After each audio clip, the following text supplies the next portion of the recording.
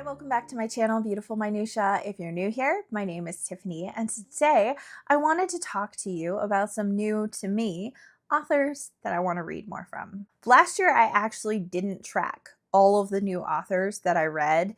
The year before, I did that in my book journal, and I didn't do that last year, and I kind of regret that. But when I went on Storygraph, I did notice that it did tell me which authors I'd never read before and gave me a list. And I thought it would be fun to look through that list and just see what are some authors that I want to read more from. When I look at my top books of the year, there aren't that many books on there that are from brand new authors. A lot of them are from tried and true authors or authors that I'd read at least one book from them before. However, when I went through my list of new to me authors, I did find some authors on there that I want to read more from, even if they didn't make it into my top books. I was surprised when I looked on Storygraph and it said that I read from 63 new authors last year.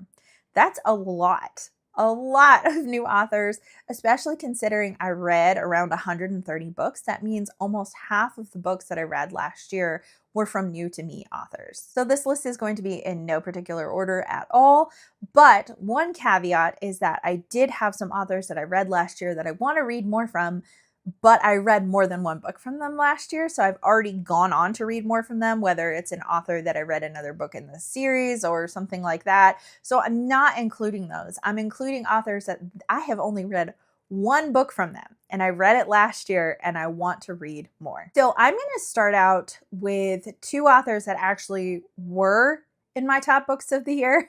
So one of them is Niall Williams. I read Time of the Child by him in December of last year.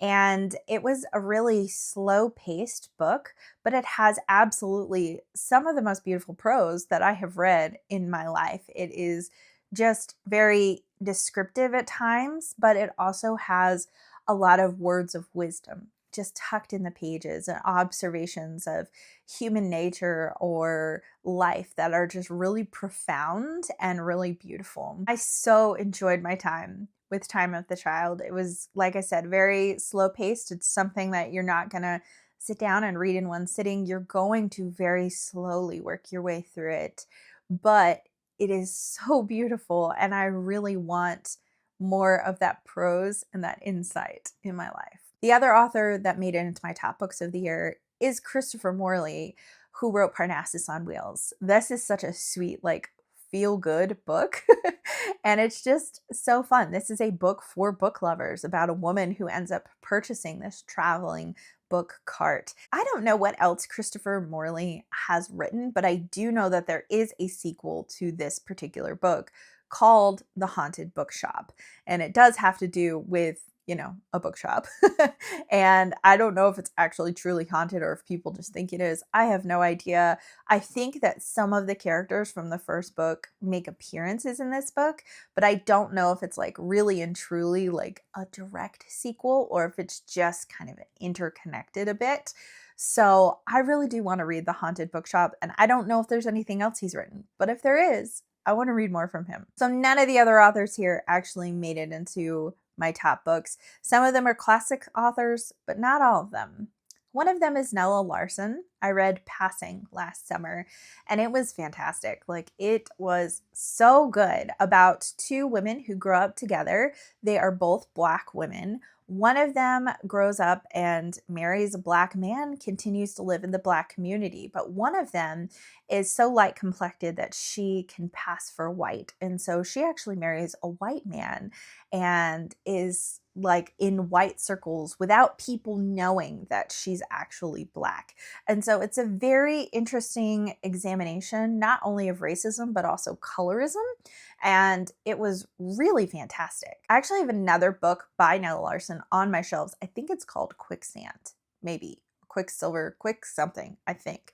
And she might have written some others as well. But I just really, really enjoyed that book, so I definitely want to read more from her. Another classic author is Jules Verne. So I read Journey to the Center of the Earth, also last summer, actually. And it was my first Jules Verne ever. And I definitely want to read more from him. Journey to the Center of the Earth was far from a favorite for me. It was just fun, but not overly memorable. However, that's not usually people's favorite Jules Verne's. I still thought that The scientific elements were fun and I enjoyed them, but I really want to read 20,000 Leagues Under the Sea. I really want to read Around the World in 80 Days. And so there are several others of his that I am really interested in that I think I might enjoy the setting of more than Journey to the Center of the Earth. Another author I read last summer, I'm kind of seeing a theme here. A lot of these were read last summer. I guess maybe the summer was like my new author time. I don't know. Anyways, Zora Neale Hurston, I read her most famous work, Their Eyes Were Watching God, last summer. And there are elements of that story that I still don't know how I feel about, and I still don't even know how I feel about the main character, but it was literally the most perfect prose that I've ever read. Like, I read it and I'm like, this is Tiffany prose. Like, this is like, I could eat this up with a spoon. I don't even care like what's happening. And I mean, I did. It was actually really interesting. And there was a lot of really interesting conversations happening there, a lot of nuance in the characters, and some really interesting plot things that really pick up in the last part of the book. However, yeah, I don't know. I want to read more from her, and I'm planning to also this summer.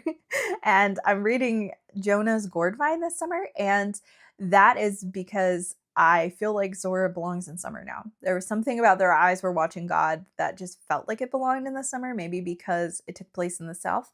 So I really want to read some more Zora, and I think I'm really going to enjoy reading more from her. The last classics author on here is actually a translated one. I think Jules Verne is also. Stefan Zweig. Zweig. I don't know how you pronounce that. I think Zweig. I don't know. I read Chest Story from him last summer, and it was brilliant. It's just a little tiny novella kind of about obsession and trauma, and it was just very, very fascinating. And I loved every second of reading that novella. It actually wasn't too far from some of my top books last year. So I really want to read more from him. I don't know if he has full-length novels or if everything that he wrote is short fiction, but I really want more. I have a couple sci-fi fantasy authors on here. One of them is Yangtze Chu. So a little over a year ago, last January, I read The Fox Wife, which had to do with the Chinese mythology of foxes that really seems to tie in very closely as well to the Korean mythology about like nine-tailed foxes. And that's kind of why I was drawn to it in the first place. I found this story to be like very immersive in terms of atmosphere. And I thought that the mythology surrounding the foxes was very, very interesting. I didn't find myself overly attached to the characters, however. That was something that I just struggled with a little bit. I felt like it could have had some more strongly written characters, but I enjoyed it enough that I do really want to read more of Yangtze Chu's books, because I think that most of her books have that mythology, that Asian mythology bent to them. And I've heard really good things about one of her books, and I should have looked this up before I started filming, but I didn't. It has something to do with tiger in the title, and it just sounds really, really interesting. So I want to read more Yangtze Chu because her book just felt like perfectly atmospheric for the time of year that I read it. Another sci-fi fantasy author that I want to read more of is Adrian Tchaikovsky. Last fall, I read And Put Away Childish Things, which is a novella. It's pretty short for him because he has some like very, very long ones. And I think he typically writes much more on the sci-fi bent of things, but In Put Away Childish Things has a fantasy feel to it. Once you get to the end of the novella, there is some like scientific explanations for some of what's going on, but it feels very much like a portal fantasy. It also has like some really strong nods to Narnia as well, which was really, really fun. And I thought his writing was really, really good. I really enjoyed that element of it. I enjoyed some of the larger conversations he was having there. I did find myself wishing that we were kind of following the side character more than we were following the main character, because he was not very likable or even super sympathetic for me, but I still had a really good time with it. So I do want to try more from him and see if I can find something from him that I just like wholeheartedly love. The last two books on here I think probably qualify as literary fiction, probably. So I'm going to lump them together. The first one is a Japanese author, Yoko Agawa. I read The Housekeeper and the Professor last summer with my in-person book club, and it just felt like it had some like coziness to it, and it was really, I enjoyed so much about it because it has to do with a housekeeper caring for a professor who has some really bad memory loss, so he can only remember like the last 90 minutes. And it's just it's very sweet and endearing, the relationship and friendship that she builds with him, as well as the relationship that her son builds with him. And I really enjoyed it. I did feel like it had way too much math for me, like that was part of the point of connection in the story, of how they connect with one another and build a relationship. But I'm not a math person, and I did feel like there was too much math on the page. But I just really liked how she wrote relationship and the growth of friendship and platonic love in this story was just really, really special. I know she's written other books. In fact, I own one called The Memory Police, which feels like it could not be more different in terms of vibe. It doesn't feel like it's going to be cozy at all. But it feels like it's going to be much more intense. But I think it still would qualify as literary fiction, even though I think it's kind of, it feels like it's kind of dystopian. So it's really interesting. I would be interested to read that and kind of compare the two and see like which book really has like where her writing shines. If it shines more in kind of this cozy domestic feeling story, or kind of this other story. The last author that I'm going to talk about here is one that probably many of you have heard of, but I hadn't read anything by her, and it's Chimamanda Ngozi Adichie. I hope I'm pronouncing her name correctly. She's Nigerian. She does live in the United States, so her book isn't translated. Unlike Yoko Agawa, her book was translated, but Adichie's is not. So I read Purple Hibiscus, again, actually with my in-person book club, and it was fantastic. It is about this young girl growing up in Nigeria, I think in the 80s. So it's definitely has a historical tinge to it, even though I would call it literary fiction. It does have some historical elements of some of the just rebellion that's happening against the government at the time, and some of the tensions that are happening. But we're mostly following this teenage girl and her brother as they are being raised in a home of someone who is highly respected and very religious, but there's a lot of abuse that is taking place behind closed doors. And so as a result, it's actually very difficult to read at times. Most of the abuse does not take place on the page. There is like one really extremely intense scene that does take place on the page. But if you are sensitive to abuse, I would not recommend for you to read this book necessarily.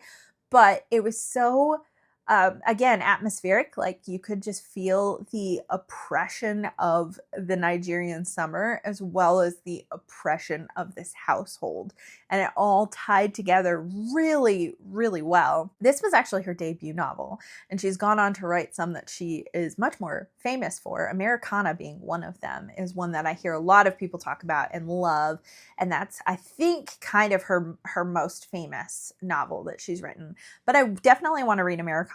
I think she's got a couple of other novels as well that I'd be interested in reading. So Purple Hibiscus made a huge impression on me, and I definitely want to read more from her. Well, those are some new to me authors that I read last year that I really enjoyed. Unfortunately, it was kind of easy for me to choose this list. There was a couple that I crossed off that I did like go on to read more from that year, like I said, like Jeff Vandermeer, who also made it into my top 10 books of the year, and James Islington, who I also went on to read past the first novel of his that I read as well. And so there are other authors that I did really enjoy last year, but there were a lot of new to me authors, and I'm not really interested in reading more from them, that were just kind of like, oh, this was okay. So if I do have a solid list of people here, though, that I know have written more that I do want to read more from. So if you've read anything from these authors that weren't the books that I mentioned here, I would love if you would recommend like the next book of theirs that I should try.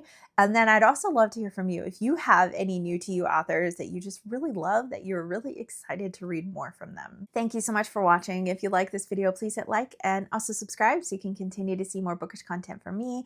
And I will see you again next time.